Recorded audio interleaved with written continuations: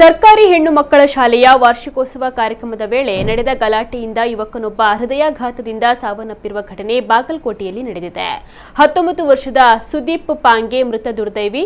ಸರ್ಕಾರಿ ಹೆಣ್ಣು ಮಕ್ಕಳ ಶಾಲೆಯಲ್ಲಿ ವಾರ್ಷಿಕೋತ್ಸವ ಕಾರ್ಯಕ್ರಮ ನಡೀತಾ ಇತ್ತು. ಈ ವೇಳೆ ಸುದೀಪ್ ಶಾಲೆಯ ಮೇಲ್ಛಾವಣಿಯ ಮೇಲೆ ಕುಳಿತುಕೊಂಡು ಕೆಳಗೆ ನಡೀತಾ ಇದ್ದ ಕಾರ್ಯಕ್ರಮದತ್ತ ಕಲ್ಲನ್ನು ಎಸೆದಿದ್ದಾನೆ ಮತ್ತು ವಿದ್ಯಾರ್ಥಿನಿಯರು ಬಟ್ಟೆ ಬದಲಾಯಿಸುವ ಸ್ಥಳದತ್ತ ಇಣುಕಿ ನೋಡಿದ್ದಾನೆ ಎಂಬ ಆರೋಪ ಕೇಳಿಬಂದಿತ್ತು. ಈ ವಿಚಾರವಾಗಿ ಆಕ್ರೋಶಗೊಂಡ ಮೂವರು ಸ್ಥಳೀಯ ಯುವಕರು ಸುದೀಪ್ ಮೇಲೆ ತೀವ್ರವಾಗಿ ಹಲ್ಲೆಯನ್ನು ನಡೆಸಿದ್ದಾರೆ. ಹಲ್ಲೆಯ ಬಳಿಕ ಸುದೀಪ್ ಹೃದಯಾಘಾತದಿಂದ ಸಾವನ್ನಪ್ಪಿದ್ದಾನೆ ಎಂದು ವರದಿಯಾಗಿದೆ. ಮೃತನ ಸಹೋದರ ನೀಡಿದ ದೂರಿನ ಆಧಾರದ ಮೇಲೆ ಜಾತಿ ನಿಂದನೆ ಮಾಡಿ ಹಲ್ಲೆಯನ್ನ ನಡೆಸಿ ಕೊಲೆ ಮಾಡಿದ್ದಾರೆ ಎಂದು ಆರೋಪಿಸಿ ರಾಜು ಮಾಳಿ, ವಿಜಯ್ ಸಾವಳಗಿ ಮತ್ತು ಮಲ್ಲಿಕಾರ್ಜುನ ಮಾಳಿ ವಿರುದ್ಧ ಸಾವಳಗಿ ಠಾಣೆಯಲ್ಲಿ ಪ್ರಕರಣ ದಾಖಲಾಗಿದೆ.